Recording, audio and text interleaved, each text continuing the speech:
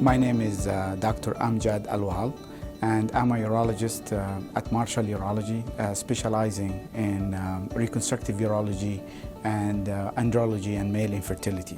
This subspecialty is dealing mostly with the, first of all, the aspect of erectile dysfunction. So many men have problems with erections that start to happen usually above the age of 40 and start to get worse over time. And then also I deal with the patients with Peyronie's disease who are underreported. It's about 5% of men has it.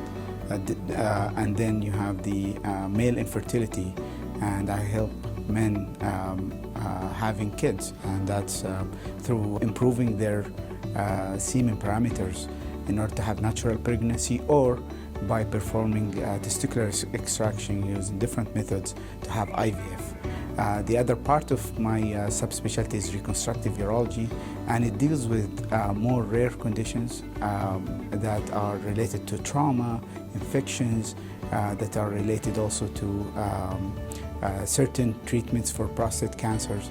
And this is reconstructive urology deals with urethroplasty, and we could do all types of repairs at Marshall Urology for these kind of conditions, using either the standard urethroplasty or using buccal grafts or flaps to treat this condition. These are underreported problems. Many men are shy to talk about it.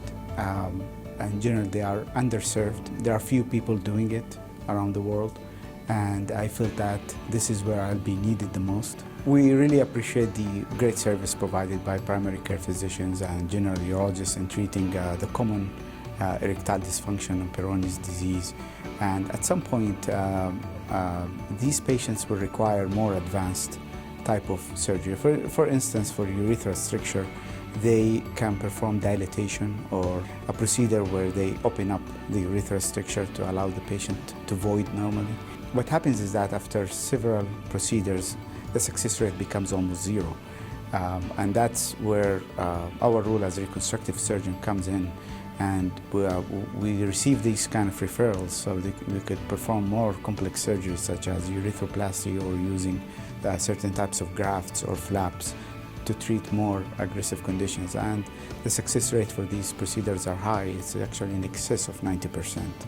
We received a lot of patients at Marshall Urology, and we actually treated them with the most care and the utmost respect, and they were happy with the treatment, and they were actually happy that eventually, after years of suffering from these illnesses, they started to feel the improvement in their life, and their quality of life has significantly improved. So I assure everyone that they will be receiving the best care possible.